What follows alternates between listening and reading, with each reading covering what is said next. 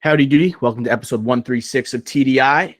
We have a very special episode today. We have finally the prequel to Game of Thrones, a highly anticipated series with one that George R.R. Martin has his hands on, along with Miguel Sapochnik, one of the acclaimed directors for Game of Thrones. This is Dr. on the horn to start per usual. I'm joined by Ricky Flicks, Game of Thrones aficionado. How excited are you to talk about some more Thrones, dude? It's been forever. Thrones are back.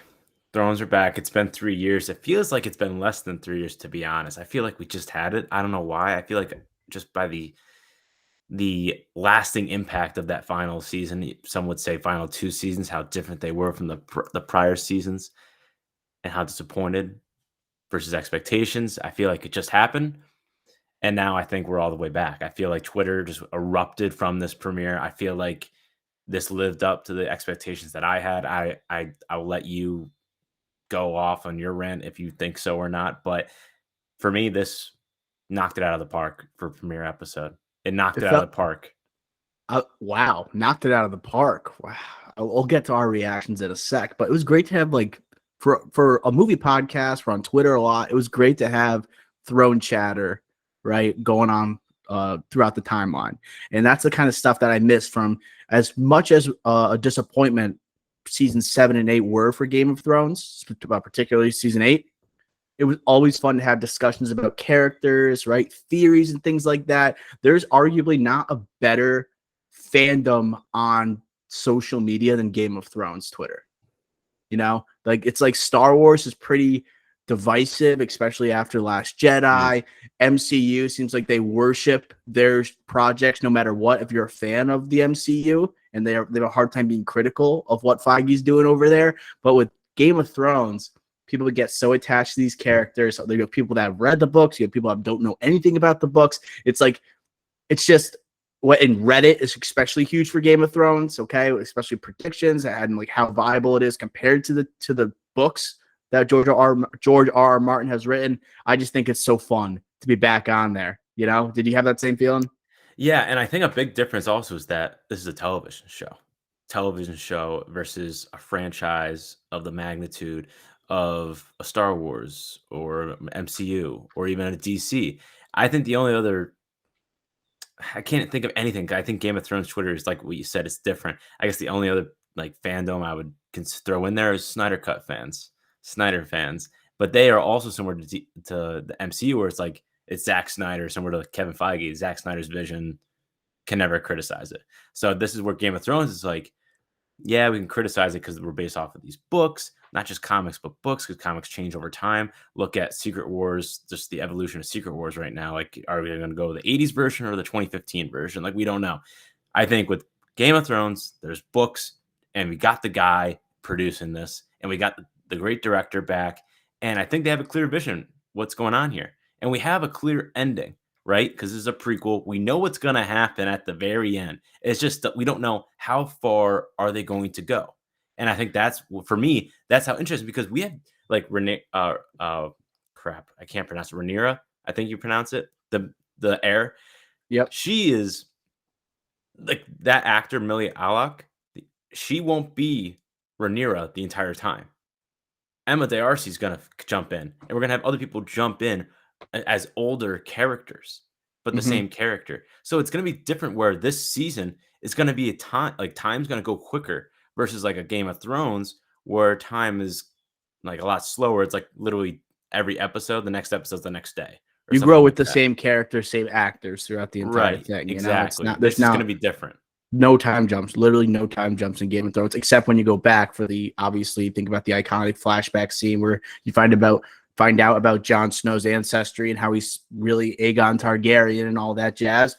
But for the most part, you're right. You just go with the characters and you grow such attachment to those actors. And that's why, like, that's what they are going to be associated with for the rest of their careers, whether you're Kit Harington or you're Macy Williams or you're whatever. Even Ned Stark, just in one season, just seems like everyone has forgotten what Sean Bean has done. Sean Bean, whatever, however you pronounce his damn first name. But everyone forgets. Oh, yeah, he was in Lord of the Rings, or he was in National Treasure. No, we remember him as Ned Stark Yeah. season 1 and growing with him We during that time period, you know? Yeah, and no matter what Emilia Clarke does with her hair to try to get away from Daenerys, she always will be Daenerys to us. Right. So going into this episode, I speaking of Game of Thrones Twitter, I launched a tweet out there, was asking, like, man, we're not really asking. I was gonna be harshly critical of the opening intro, the title card, and the song that was gonna come on, because that's one of the most recognizable in HBO history, and the HBO's long line, or like basically their entire showography, not filmography, but you know what I'm talking about. It's just like, if you look down their roster, they have iconic theme songs. I'm like, how are you going to potentially match Game of Thrones? And I don't think they even tried to. They with this first time, they played like a slower version of the original one that everyone was so familiar with, which I think is very smart, because it's like a return to this world and things like that. But they are going to do a main title card with the song for the show next episode, with episode 2. But with that being said, Ricky Flicks, expectations going into this first episode, what were you hoping to see, all right, with this first episode from Miguel Sapochnik and House of the Dragon? There were a lot of things that I expected to see. I wanted to see how were they going to connect this tonally and also just storyline perspective to Game of Thrones, and they did that in a multitude of ways. Like even by the title card, the music, tonally with the violence. Even though it's peacetime, they still had a tournament where there's jousting and like sword fights. The city watch just destroying murderers and rapists and such. Damon, sort of like the Matt Smith character, he's basically Ramsay Bolton in this, like just a menace. Mm-hmm. Like I you have that connection.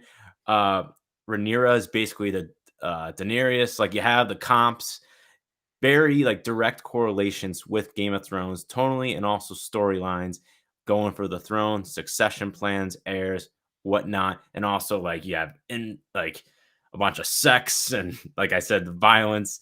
You say like was the king's hand's daughter, like, go comfort the king, like like that was just, that's Game of Thrones. Like, you have this tonal, like, we know now after one episode, yep, we're back.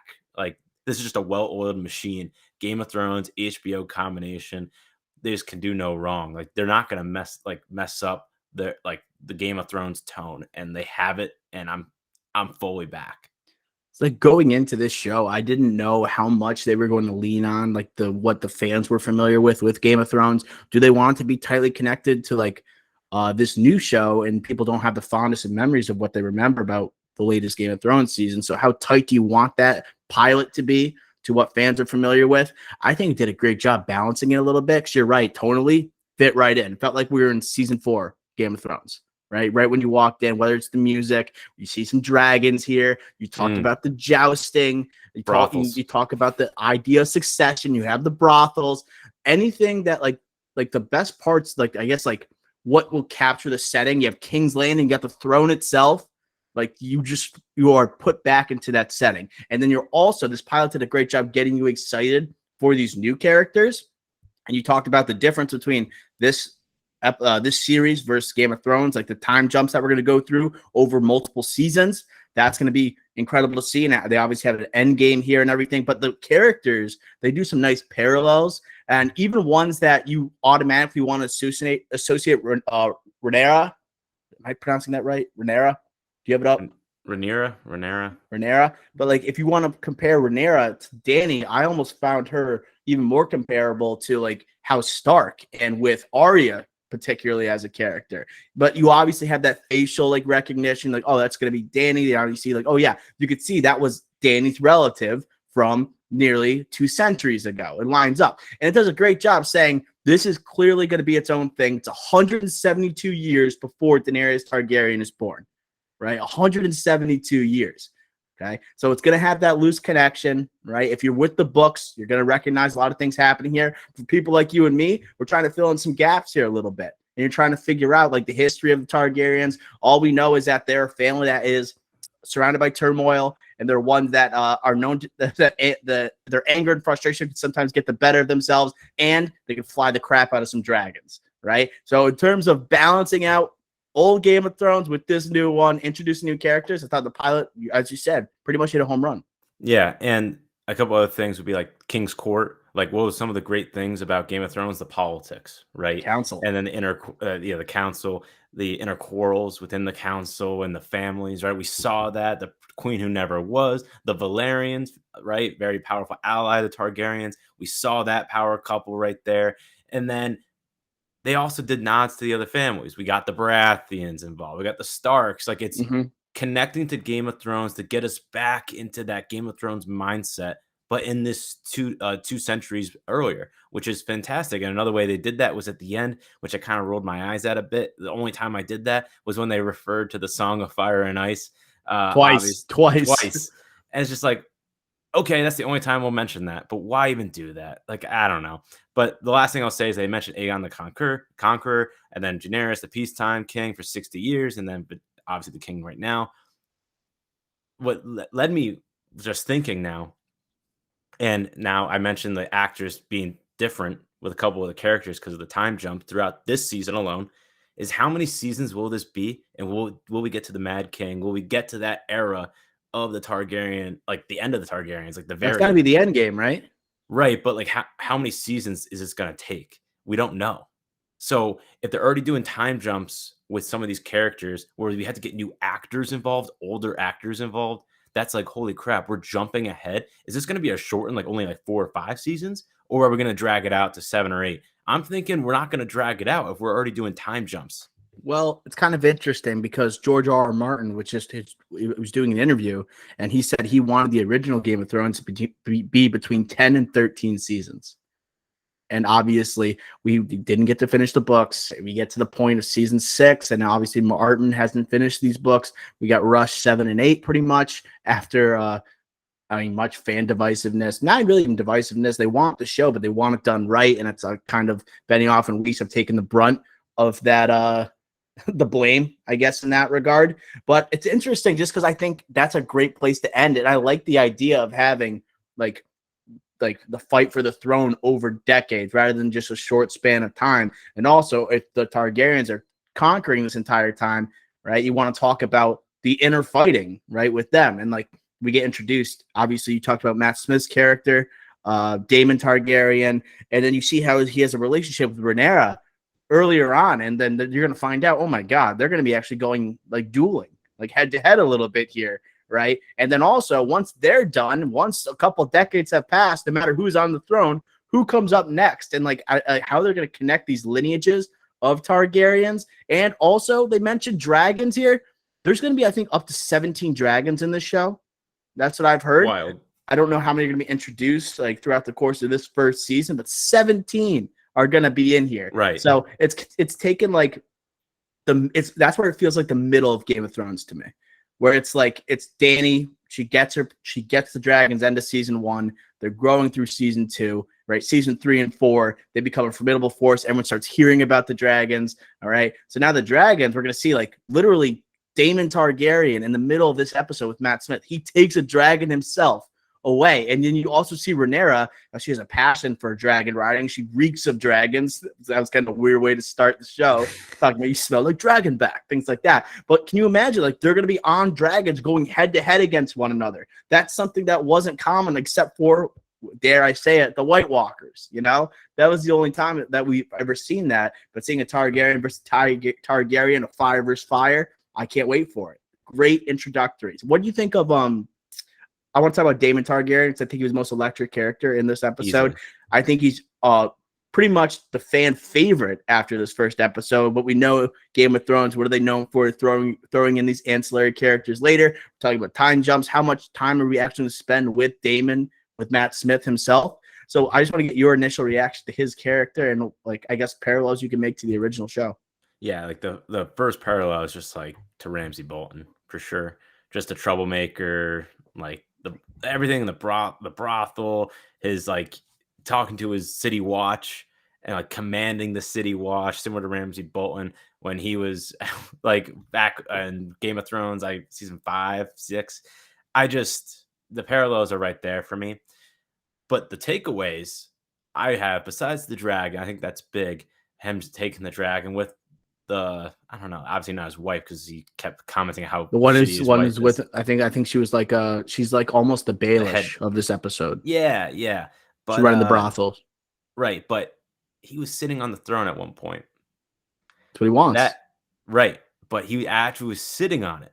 That I was just like, huh, that's interesting. Because like actually having someone sit on the throne, I can't think of another time in Game of Thrones when someone sat on the throne before they were actually on the throne, and like It's a lot of just staring at the throne. right, exactly.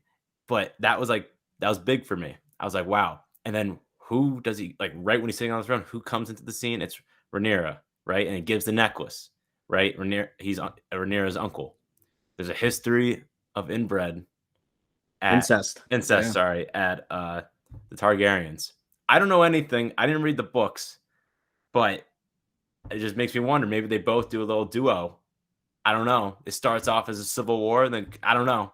I'm just So as someone who's never read the book, that was my prediction initially after the trailer came out about a month ago. I'm like, okay, they have a history of like, obviously these two are going to be like battling each other, but what are the odds that they just come together and just have this incestuous relationship that Game of Thrones fans were all thinking when Matt Smith says turn around and then says like put this necklace on her, and then also Rhaenyra is staring at Daemon Targaryen, right, as he's doing the jousting, and like the flower gets put on, or like with a flower, the ring of flowers gets put on the joust for good luck for Daemon Targaryen. Everyone who's seen Game of Thrones is thinking, "Oh my God, here it is! This is the next Cersei and Jaime Lannister right here." But I mean, it still could happen. I think there's a high unlikelihood in that situation. But I just thought Matt Smith was perfect here, and he's like ever since like Doctor Who, because that's a big show for a lot of people, and he was the face of that show. It seems like he's been just having fun, like the way we like to think about it. He's definitely the biggest name in this cast. What we see him in previously, Morbius, okay, big franchise superhero movie, okay. Was it a good movie? Absolutely not. Was it well received? Absolutely not. But people love Matt Smith, and they like to see him. I mean, he's doing like from Doctor Who to a superhero movie, and now to the Game of Thrones world. Seems like he's just really embracing the idea of being this fantastical type of actor and just like having fun with these roles. He gets to put on a large wig here. He gets to look like Legolas a little bit, and he gets to command the City Watch, at least for one episode, you know? Yeah. And I think another thing was like, besides that, I was just talking about like possible scenarios. Like basically Rhaenyra's love life was like a huge triangle here between the King's Hand's daughter, like her right hand lady. Like there was definitely some like flirting going on there. And then also with the guy who beats Daemon. I forget King of I don't remember his name at all. But the guy who beats Daemon in the jousting. Was he from Dorne? Maybe. Yeah, Dorne. You're right. Dorne. That was another big part of the show too, where everybody's like they're like, oh, he's from Dorne, you know, like just like you think of Pedro Pascal and everything like that, the Viper. So I was thinking, dang, like that's like a huge, like between the three people, there's a love triangle there. Emma, you're thinking of as her friend, right? Yeah. She had an interesting role in this episode too. Yeah, so I just thought that was interesting, and the guy from Dorne, I'm interested to hear more about his side, because I think another big thing with Game of Thrones was there's so many different storylines happening because it tackles all the different kingdoms, right? And like one episode was focused on the Starks, one was focused on the Lannisters or something like that, right? This one's like all about the Targaryens, so we're not bouncing around across the country or across countries here. We're all in Westeros. So it's going to be interesting. Now it's like we're probably bouncing around between Daemon and King's Landing, but then do we get to Dorne? Do we get to bounce around more, like similar to Game of Thrones? That's what I'm interested in going forward in these subsequent episodes. Yeah, it's going to be interesting because at the end of the episode, you have the members of House Baratheon and House Stark. Like Rickon Stark is pledging loyalty to like this idea of she's going to be the queen. Meaning Rhaenyra, I can't pronounce her name. Rhaenyra? Is that what we keep saying? Rhaenyra? Rhaenyra? What is it? Ray. No, I got to get this right. Rhaenyra. Yeah, Rhaenyra. Okay, these are tough to pronounce, especially because we don't have a great familiarity with them yet. but they pledged loyalty. Like, okay, like this is the successor. But I mean, if they see a more powerful like leader potentially, where do these different families go? Where do these kingdoms around, right, this entire of Westeros, where do their loyalties actually lie when it comes to an actual battle featuring two Targaryens? Which side do you pick? Maybe someone else is coming into the fold thinking that they could somehow take on these families of dragons. I don't think so. But how is, like, let's say Baratheon somehow is on one side and Stark is on the other. You can introduce some pretty cool storylines. We might sound dumb right now because we've never read the books, Yes, but that's do. going through my mind. Like, where, like, people of Dorne, where are they going to lie? Where do they see is the best place to go here? Do they go with one that maybe is a more respectable leader in Rhaenyra, or do they go with, right, the one who probably is going to be able to hold power for a longer amount of time, but also is willing to like punish civilians and also maintain power at all costs with a Daemon Targaryen? So that in that aspect, prediction wise, like that could be something cool to watch for the first in this season and beyond. Yeah, most definitely. The Civil War focus, like whose side will pick who, and then after a civil war, then the Targaryens are more susceptible to these other like powers in Westeros, such as the Starks and the Baratheons. So it's going to be interesting to see how the Civil War turns out and how it leads up to Game of Thrones. But that's not going to be for a long time, so I'm not trying to get ahead of myself. Yeah, I don't even know where to go next. Like, it's interesting because like the King here, I'm talking about parallels from maybe the first season of Game of Thrones, because obviously that's natural. You can compare pilots, can compare first seasons. You also have a king who doesn't seem like he's strong or capable of leading, and that would be, right, Viserys here. Viserys Targaryen. What is that similar to? Probably a Robert Baratheon from the first season of Game of Thrones. Exactly. Right? And that's where I was thinking out when you think about Rhaenyra versus uh Arya Stark, people that don't want to fit into their classic roles as the woman in the kingdom, like serving your king, all right, doing whatever they need in terms of like lady responsibilities, but instead she wants to be riding like dragon back, right? Just like Arya wants to become a warrior, like they want to be knights. So in this case, are we going to see Rhaenyra, right, turn into that knight type of figure, or does she have to kind of like alter who she is to be ready to become queen? Because if we know anything, if we're going to do parallels, Robert Baratheon, what happens in the first season of Game of Thrones, bites the dust. Okay, what's going to happen here? We have the hint at Viserys, who has the infection on his side. All right, seems like it's only a matter of time before he's gone. Right, so we'll see how she transfers. Is she going to become more of a leader in terms of almost like a Cersei? Okay, or is she going to turn more into like a Daenerys, where she's actually going to get on the back of the dragon and say Dracarys? We saw her whisper it here too. Talk about appealing to the fan base. It's going to be cool to see. I just think they did an amazing job with those parallels, man. Yeah, and the Robert Baratheon classic like parallels there as well. The correlation with how also not only how he's the king, but also um the odd death, not even death, just odd death, right? Robert Baratheon, obviously what happened there, the hunting situation, Cersei, and then here's like not only the infection, but also with the actual throne. The throne's killing him, like just sitting on it. Right. So it's just like it's kind of also like symbolism saying the throne just naturally kills you. Like if you That can't is good handle it. symbolism. I didn't really think about that. That's awesome, right? And yeah. So do you think that they did a little too much connection to what we already knew before? Like, I know they're introducing these new characters. We're gonna go on this huge journey with them. Do you think that they lean too heavily on either dragons, the idea of the throne, the families? Do you think like they did a good job introducing new material to get excited about, or were you okay with like the amount that they leaned on older thrones and what we know? One of my biggest drawbacks to this episode, why if I had to put like a score on it for like a premiere episode, it's huge, but like an actual critical score, probably like 90, like midnight, like low to mid 90s. Like I thought it was terrific TV premiere for a season or series even. But I just think there's like we talked about the Robert Baratheon correlation. Like literally there's character to character correlations from this prequel series to the actual Game of Thrones series.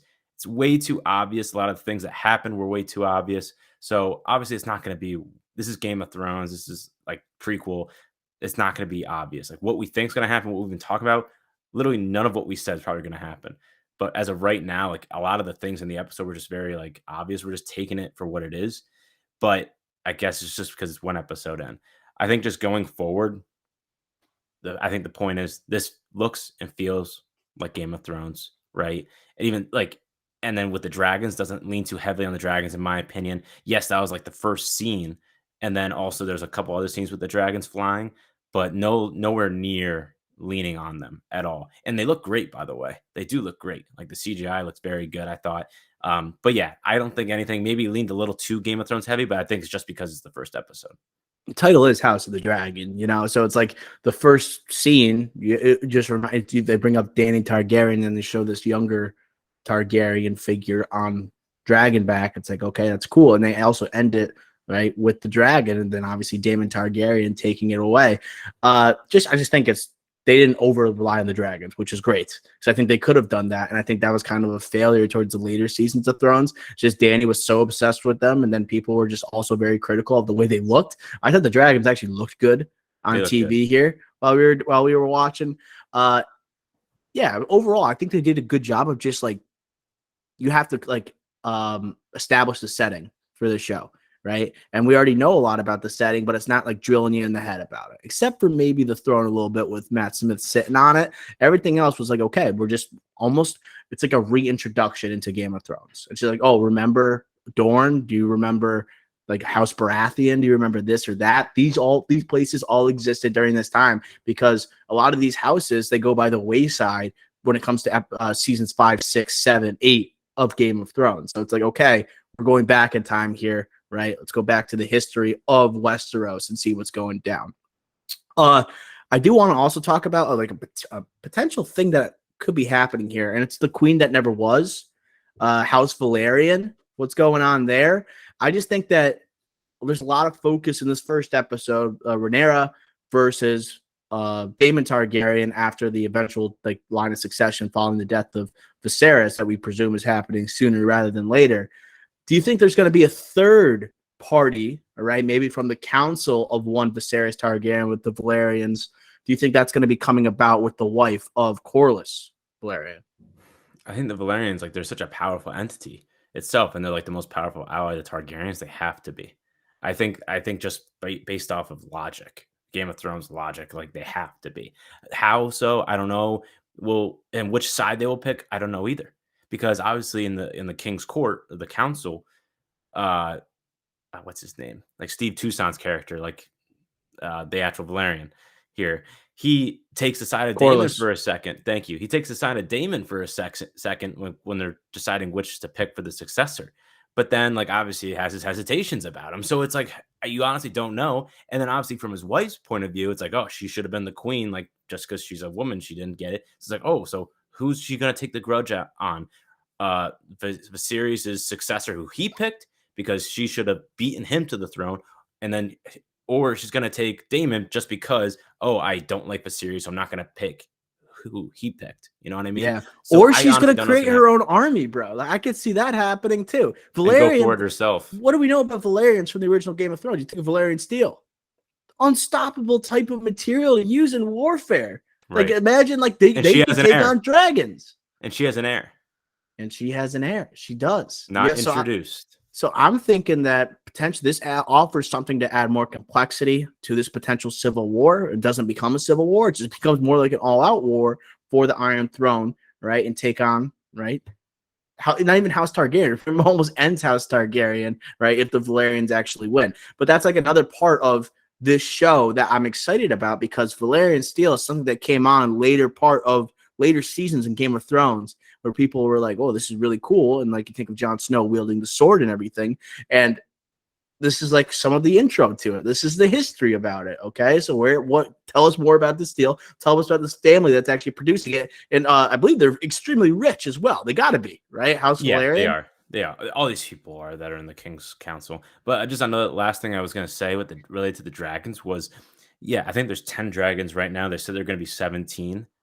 And what I was thinking is like, if this is going to be a civil war, dragons versus dragons, I think one of the great things Game of Thrones did when it was dragons versus dragons, like clearly that one's a zombie and it's spitting out blue fire. How are they going to differentiate these clearly? Like these battle sequences, they do look different. Some of the dragons, right? But at the end of the day, they gotta be. when they're fighting and they're in the air, it's like they got to be clear, like what's like whose side you're on, because even like when you're watching Game of Thrones, it's clear like, oh, you're rooting for the other dragon, not the weird looking dragon. You got to see who's on the back of it too. I think that's going to be helpful too. Now, they're not always on dragon back and everything like that, but sometimes they are, and that's how you can easily tell. I get like there's going to be some iconic imagery once you got Rhaenyra and Daemon Targaryen on dragonback going at one another. I just can't wait for that eventual scene. I would think happens towards mid-season, maybe even the end. I don't know when there's going to be a time jump of sorts. You really don't know if it's happening this season or later on. And again, like if the Valerians are as powerful as we're saying, right? And they're the third party here going for the crown. Maybe Daemon and Rhaenyra have to combine forces to go against them, perhaps. Like I'm just thinking, spitballing here. We mentioned about the history of incest and the flirting in the beginning of this episode. Maybe that's a solution for them. Not sure. I'm just spitballing. And I think this show did an excellent job just establishing the main players, just like the first foremost. This is the House of the Dragon. It's going to be about, right, Targaryens. But I am excited for these ancillary characters that made Game of Thrones such an iconic series. When someone asks, like, what is your favorite Game of Thrones character? You didn't immediately think of like the main character. It wasn't just Jon Snow. It wasn't just Dany Targaryen. It wasn't just a Cersei Lannister or a Jaime Lannister, or it could be a Tyrion, it could be a Tywin, it could be like literally Viper, it could be the Mountain. Like it does such a good job of taking an ensemble, and just like also the writing for these characters are also incredible from the original Game of Thrones. I'm excited for starting next episode. I'm going to start looking for those side characters that I'm looking to make an impact. Yes, there were some interesting guys here. Rhys Ifans, I think, did solid as the Hand of the King. I got his name up here too. I had it up here. Rhys. Do you have it on you? It's Otto. Otto. The most like, Otto. You're right. And like Otto, so I think of Rocket Power immediately, but I also think of Otto von Bismarck. And I remember that name actually existed a long time ago as well. So, yeah. So I just want to see these ancillary characters, see what happens. Maybe there's also a face because that we recognize that. Hey, like I didn't know that guy was in the show. Like Matt Smith is probably the most recognizable one. Paddy Considine as Viserys is probably the other. Good too. And so I'm just thinking like, wow, like is Pedro Pascal going to show up like in an episode? Just not really him. I'm just saying compared to original Game of Thrones. Or just other actors that we recognize from our favorite like fantasy type of movies or shows. Well, I guess I'm just going to more like predictions, I guess here. Yeah, I thought all the people that you said also like were also very good. Another person, just Graham McTavish, basically the Yarrow of like to Dany, and he's like the Yarrow to Rhaenyra here. You know what I'm saying? You remember him? Well, not Yara. Wait, Yara is like the good-looking dude. Or Jorah. Jorah. Yeah, Jorah. He's basically the Jorah here. Another direct correlation to exactly. Another direct correlation to Game of Thrones.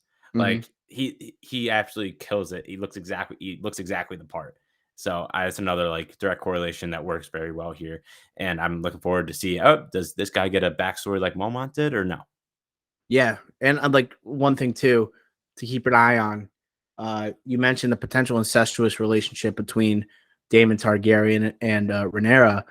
But also, like, there hasn't really been much outside of that. Yes, we get a brothel and things like that, but there's no like sparks like that are really drawn at you, and that's a big part of Game of Thrones too, and can kind of lead to your downfall. Whether you think of the Red Wedding or plenty of other examples where like who you're with and like the relationships that you have can actually cost you your status, right, in this world. So I'll be looking out for that in the next episode as well, and for the rest of the season. So anything else you got, Ricky, before we close out here?